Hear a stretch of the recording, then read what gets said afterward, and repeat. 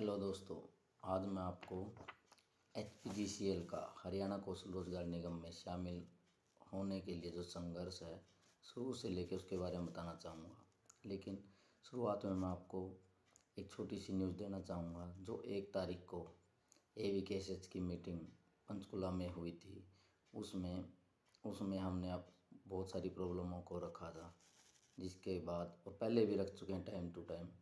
उसके बाद LWF का जो सर्टिफाइड करना है DDO ने, उसका लेटर निकाल चुके हैं और सभी DDO अब सभी का LWF को सर्टिफाइड करेंगे। चलो फिर हम बताते हैं हमारी शुरुआत। हमने अभी तक हरियाणा कौशल रोजगार में शामिल होने के लिए HPGCL ने क्या क्या किया है। सबसे पहले अगस्त के लास्ट में हम लोगों ने इकट्ठा होना स्टार्ट किया, क्योंकि बहुत टाइम निकल चुका था और हमारे HPGCL में कोई भी हलचल नहीं थी। तो सभी बच्चे इकट्ठा होने लगे, साइन किए सभी ने कि हम सभी इकट्ठा और हम हरियाणा कौशल रोजगार में शामिल होना चाहते हैं। फिर हम 18 सितंबर 2022 को हम हमारे चीफ धीमान सर से मिले और उनको अवगत कराया कि हम भी हरियाणा कौशल रोजगार में शामिल होना चाहते हैं। तो उन्होंने हमें बोला, भाई ये हमारे हाथ में नहीं है, आप ऊपर जाएं MD या गवर्नमेंट के पास। फिर हमने सोचा कि अब हम स्टार्ट करते हैं सबसे मिलना और अपनी प्रॉब्लम से सबको अवगत कराना। तो उसी सिलसिले में 21 तारीख को सितंबर 21 2022 को हम 10 से 15 बच्चे मिलने गए रणजीत चौटाला जी से। वहाँ पर हम उनसे मिले और अपने प्रॉब्लम से अवगत कराया। उन्होंने हमें आश्वासन दिया कि भाई आपके MD जी बाहर हैं और वो 28 या 29 को आएंगे, तो फिर अब हम आपको बताते हैं। लेकिन 2 दिन बाद ही उनके PA का फ़ोन आया और वो बोले, भाई आप लोगों का ये काम नहीं होगा, जो कि कोई भी कारण ना बताया। बोले आपके यहाँ पे सर्विस है, ये वो कुछ नहीं बताया हमें और मना कर दिया। फिर 29 को एक लेटर जारी होता है, जिस लेटर में बोला हुआ है कि भाई यहाँ पर जो मैन पावर फिक्स होती थी, मैन पावर का मतलब है यहाँ पे कितने आदमी किस डिवीज़न में काम करेंगे, वो टेंडर में फिक्स होता था। अब उसको हटा दिया जाए और आगे से बस काम को उसमें डालें कि ये काम करवाना है, उसको चाहे 2 बंदे करें या उसको 10 बंदे करें।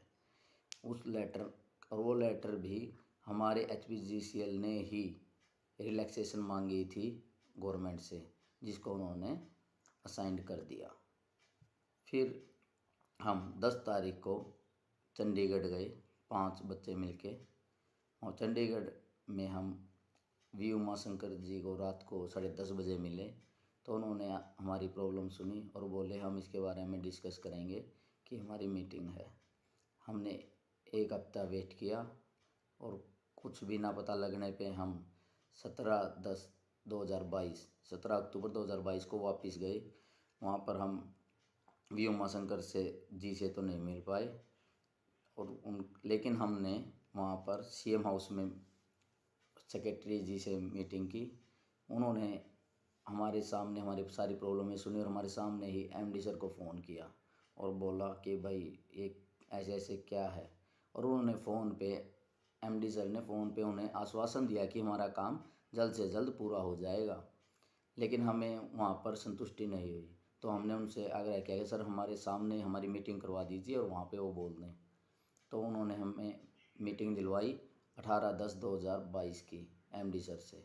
फिर हम वहाँ से दुष्यंत सर के पास चले गए। दुष्यंत सर से हमने बात की।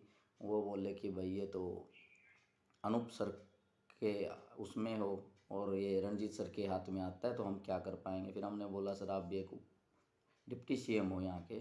तो उन्होंने बोला कि जो कैबिनेट में मीटिंग होगी उसमें हम इसको रेफर कर देते हैं और इसको डिस्कस किया जाएगा।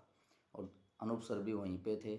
उससे पहले हम 17 तारीख को एक बार अनूप सर से उनके आवास पे हिसार में मिल चुके थे और उन्होंने हमारी सारी प्रॉब्लम सुनी थी और उन्होंने मीटिंग में भी उसको रख चुके थे। वो एक बार जो खेदड़ गांव की जो मीटिंग थी जिसमें गौशाला वाला झगड़ा था, उसके बाद जो मीटिंग थी और जो बच्चे लगने थे ज्वाइंट खाते हुए, उस मीटिंग में भी हमारा मुद्दा उठा। वहाँ पर MD साहब ने बोला कि भैया आपका बिल्कुल भी नहीं होगा काम, क्योंकि ये तो फैक्ट्री एक्ट में आता है। तो हमें वो भी पता था। तो हम फिर मिल के हम 18 को एमडी साहब से मिल के आए। एमडी साहब ने हमें वहाँ पे 12 बजे टाइम दिया। वहाँ पे मिले तो उन्होंने फिर वही चीज़ें स्टार्ट कर दी। पहले बोला तुम्हारा नहीं होगा, फिर बोले अपने आप हो जाएगा। फिर हमने बताया सर नई टेंडर हो, आप फिर क्यों स्टार्ट कर रहे हो?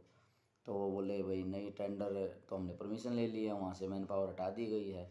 कभी कहते थे हम डिस्कस करेंगे, यानी वो क्लियर कट कोई जवाब नहीं दे रहे थे और बस वो हमसे पीछा छुड़वाना चाह रहे थे। तो हमने वहाँ पे गुजारिश की, बोले और हम डिस्कस करेंगे, फिर भी हम वहाँ से वापस आ गए।